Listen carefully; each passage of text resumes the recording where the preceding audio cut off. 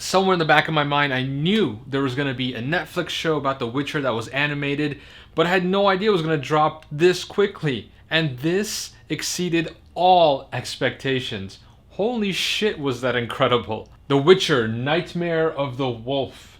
The opening scene really sets the tone for this show. And after watching like the first few minutes, you'll get a sense as to whether you want to watch the rest of it or not. It might give some of you nightmares because there's decapitations and limbs flying everywhere and people getting stabbed in the face. It's a lot, but it's Witcher and it's awesome. This was not a kid's cartoon. This was dark and made for an adult. There's lots of blood and gore and nudity and of course a hot tub scene. I mean, it wouldn't be The Witcher otherwise. And this perfect animation style that they used here that was dark and brooding with kind of muted tones. It just fit perfectly. I just loved this. I loved everything about this movie. This is the Witcher world that you're familiar with, but it's not about Geralt and Yennefer and Ciri. It's kind of a generation before that, and it's mostly about Vesemir.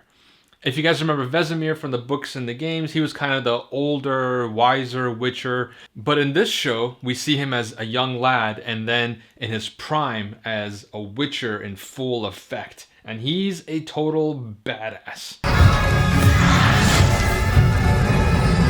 I just loved watching him fight. He is cracked out.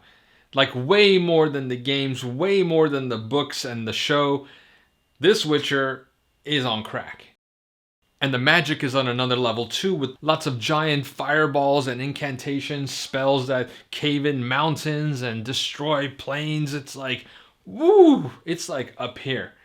But it's not all just killing, but there is certainly a lot of that. The story is actually really cool too, and there's a lot of twists and turns and politicking back and forth, and it's really intriguing. I wasn't expecting this much depth from like an hour and 20-minute cartoon. The story certainly left an impression on me.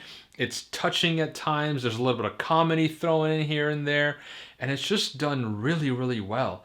And I think it's going to be well received, except perhaps for those people who are just a little bit squeamish or intolerant to violence. I think this will definitely add in a positive way to the Witcher franchise, and I hope there's going to be more of this. I hope there's going to be a second movie. I need more Witcher. The golden age of fantasy on screen is upon us, and I can't wait for season 2 of The Witcher live action, and Wheel of Time is just around the corner.